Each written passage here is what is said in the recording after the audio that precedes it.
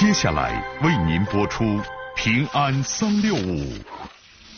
老友急需用钱，业务迟迟未办，究竟哪里出了问题？一直在那坐着不办，我就说我还有事啊，赶快办吧。事实证明我错了，我愿意向客户道歉。前来汇款为何却遭银行一再拖延？再核实一下，再想想。一笔普通的汇款业务为何如此繁琐？到底原因何在？敬请收看本期《平安365》，老友来电。2015年4月22日早上9点，一名中年男子来到中国工商银行郑州行政区支行办理汇款业务，汇款数额是4万元。按照常规的操作流程，值班柜员孙静把收款方的账号输入电脑时，系统中突然弹出的一个对话框引起了他的警觉。就是我们那个系统里头，如果遇到他给这个对方汇款啊或者什么，如果对方账户是我们录到那个外部欺诈里头的，他那系统会弹出一个框。孙静所说的这个系统名叫外部欺诈风险信息系统，是中国工商银行自行设计研发的一套针对电信诈骗的防范系统。工商银行把经过公安部刑侦局核实确认的诈骗账户录入到系统中，如果相关账号被输入，该系统即可弹出对话框。风险提示对话框一旦出现，也就意味着汇款的客户极有可能遭遇了电信诈骗。对此，银行方面有着一整套详细而周密的应对预案。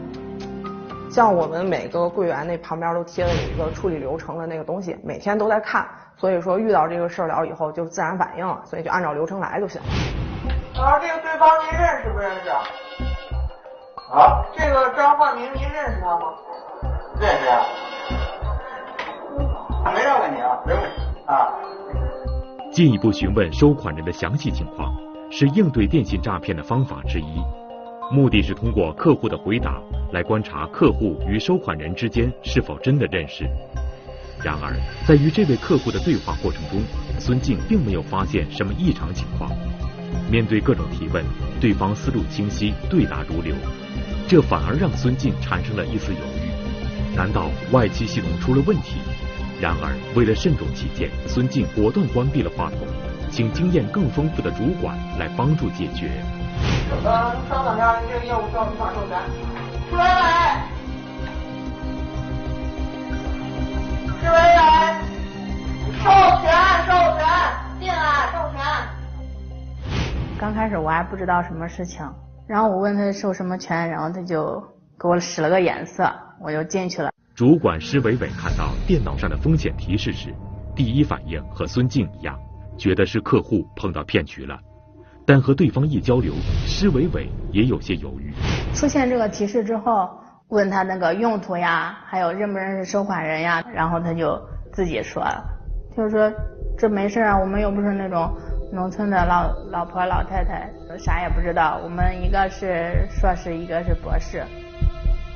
正如客户所言，一般碰到电信诈骗的都是老年人，然而柜台外汇款的客户是一个中年男子，硕士毕业，并且陪同起来汇款的朋友是博士毕业。他们很清楚这笔钱汇给谁，这到底是一笔什么样的汇款？为什么会在银行的外企系统出现风险提示呢？这一切要从3天前的一个老友来电说起。这名客户名叫徐斌，是郑州某研究所的高级研究员。3天前，他接到一个既陌生又熟悉的来电。徐斌接起了电话，是个陌生号码，但一听对方的声音，正是自己的老同学王伟。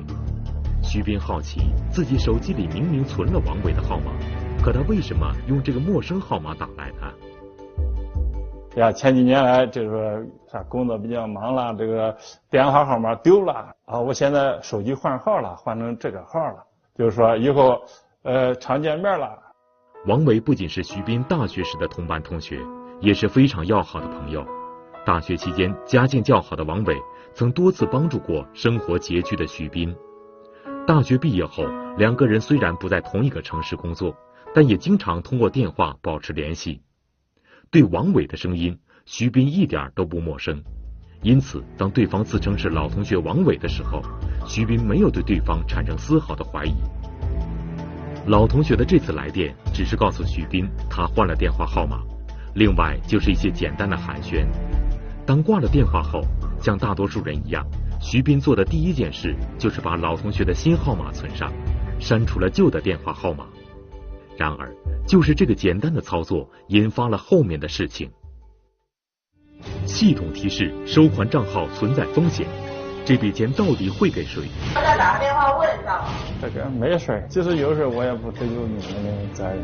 客户肯定汇款业务没有问题，老友急需用钱，刻不容缓。我认识我，肯定是我啊，对。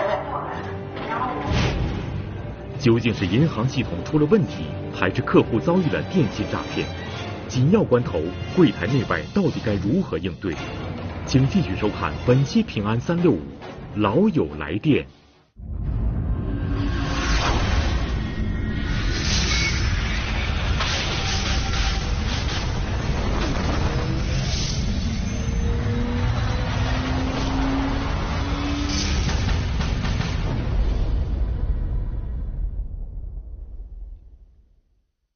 2天后，徐斌的老同学王伟又打来了电话。这次通话的内容不再是简单的寒暄了。他又给我提出来说要借点钱。我一开始的时候，家里有点事，人家帮助过我。既然人家以前帮助过我了，人家现在需要帮助，从我的角度来说，我觉得就是这是应该的吧。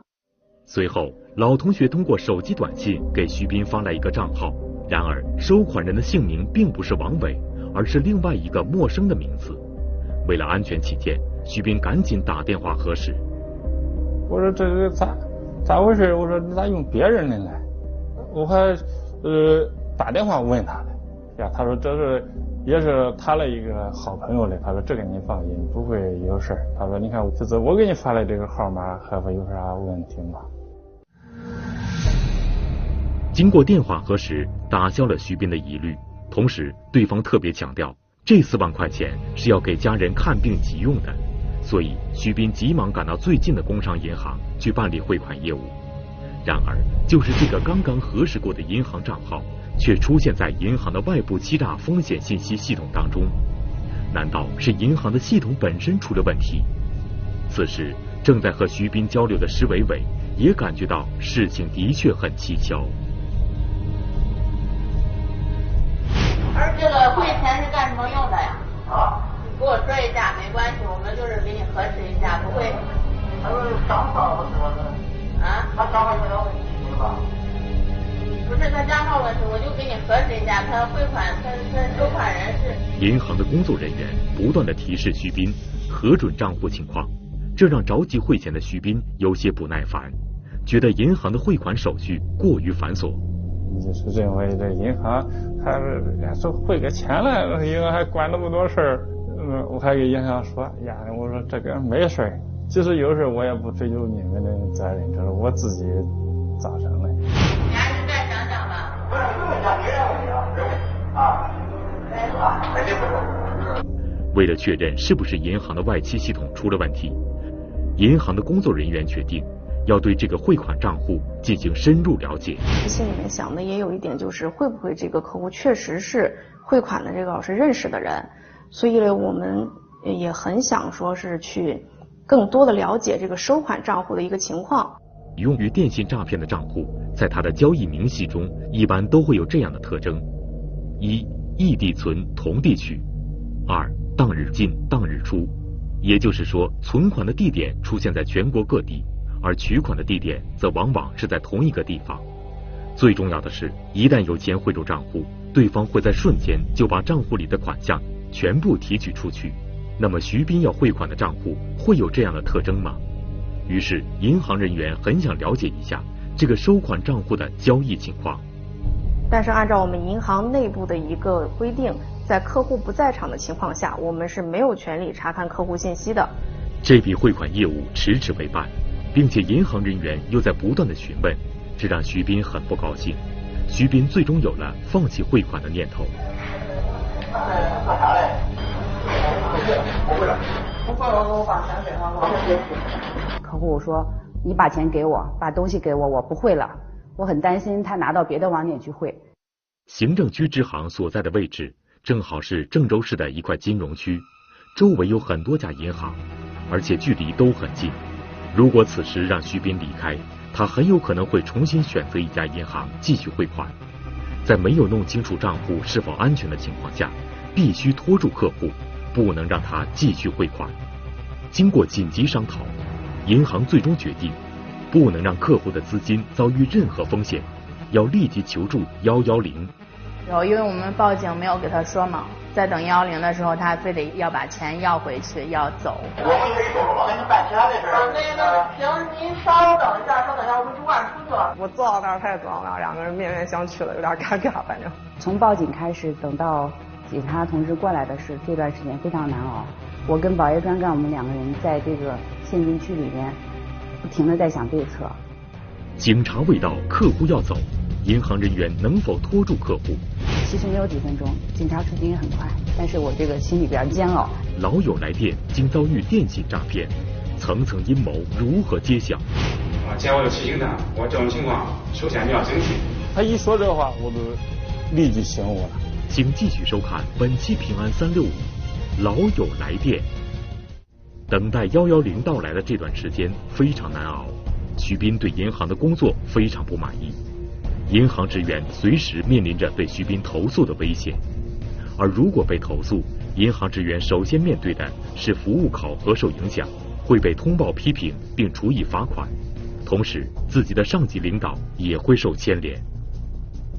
包括我们主管服务的领导，这些都是跟他的工资啊、绩效啊，这些都是挂钩的。哪怕被投诉了，我觉得如果是事实证明我错了，我愿意向客户道歉。如果是我对的话，我觉得我尽到了职责，心里非常高兴。时间一分一秒的过去了，谁都无法确认这笔汇款是不是真的是骗子的圈套，但这的确是一个非常可疑的账户。为了保证客户资金的安全，银行的工作人员还在坚持和徐斌周旋。其实没有几分钟，警察出警也很快，但是我这个心里边煎熬，觉得时间过得好慢呢。最后警察来了的时候，我感觉松了一口气。5分钟后，金水路分局交管巡防大队的2位民警赶到了事发现场。民警对事件做了简单了解后，一句话就点醒了徐斌。他说：“你汇钱这个人有没有突然改变手机号？”他一说这话，我都立即醒悟了。我当时我说换手机号了，这不是我以前我保存的手机号。既然我有提醒他，我这种情况首先你要警惕，这个钱暂时不能汇，必须和你的朋友取得联系沟通之后确认，然后再决定这笔钱咋处理。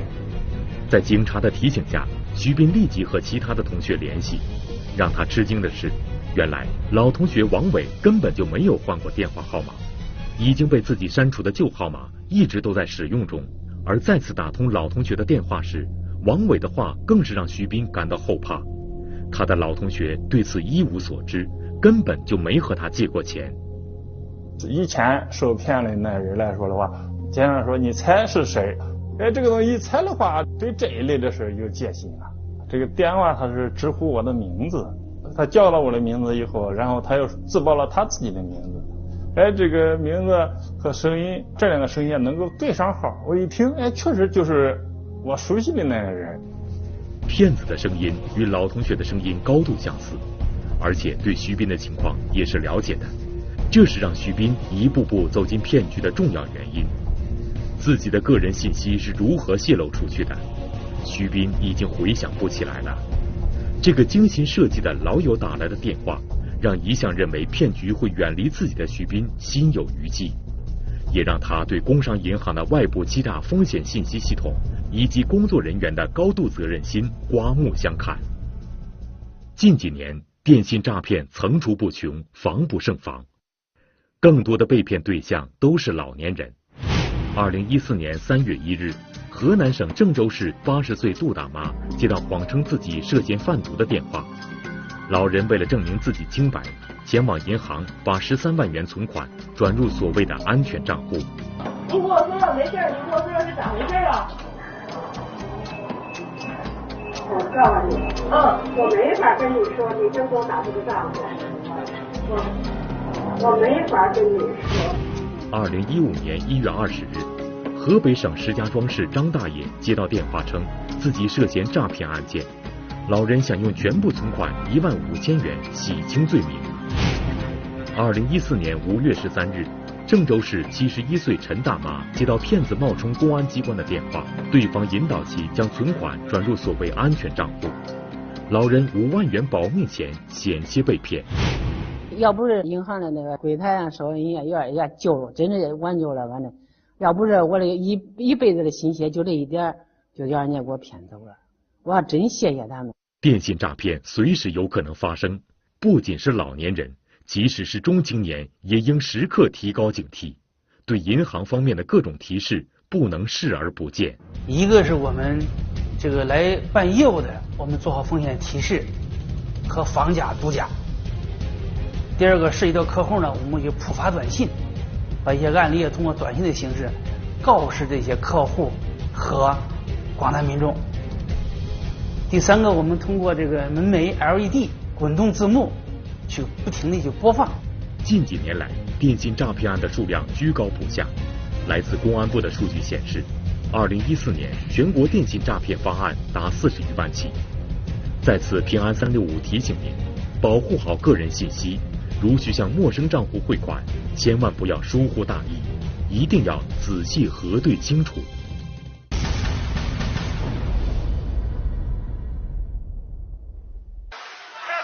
2015年4月10日，湖南省郴州市贵阳县的一处居民楼突发大火，有一名老人被困。湖南省郴州市贵阳县消防中队的消防员赶到现场后，立即对房屋进行搜寻。在卧室的角落，搜救人员终于发现了被困的老人，几名战士上前立即将他救出，送往医院。经过医生检查，老人只是因为吸入烟气过量，肺部感染，并没有生命危险。事后了解到，老人是在家用电不慎，引燃了插座附近的沙发，从而引起的大火。